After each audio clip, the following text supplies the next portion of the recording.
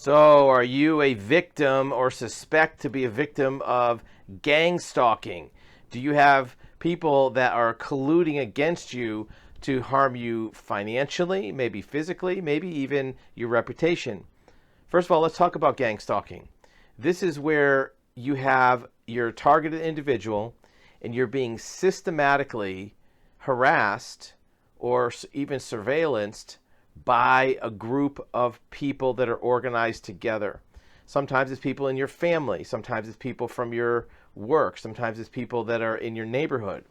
And what they do is they orchestrate this series of activities against you. It might be uh, slandering you online, it might be putting things on social media, it might be intimidating you, it might be fake conversations, or might be threats against you, or kind of getting in your face about things. Sometimes they'll monitor your activities online. Sometimes they'll even hack into your phone and your email so they can track what you're doing online.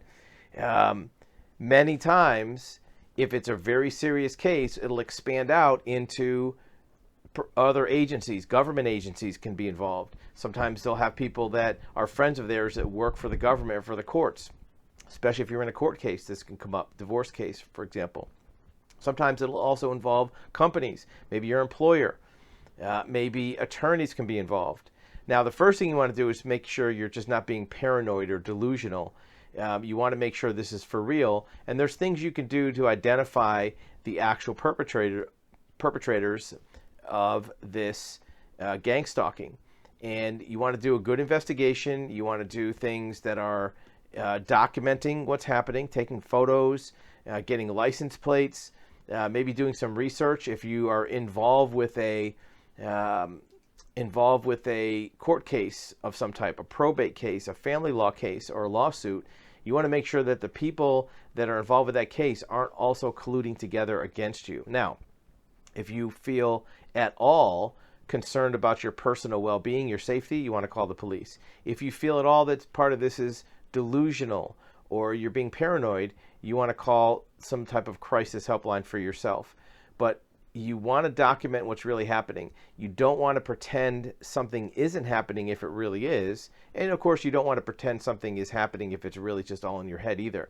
That's why you want to get good, solid documentation and evidence for that. If you click the link below, we can discuss with you the possibilities this is happening. We have services that can investigate it or even do consulting with you to see if it's something you should be worried about or if it's a minor issue that maybe is more exaggerated in your mind than you think it is. But in most cases, when somebody suspects this, there really is something happening. You're being watched, you're being observed. Maybe people are coming up to you in the store that you don't know. Maybe people are stopping you on the street, cutting you off in traffic. Maybe there's cars parked outside your house.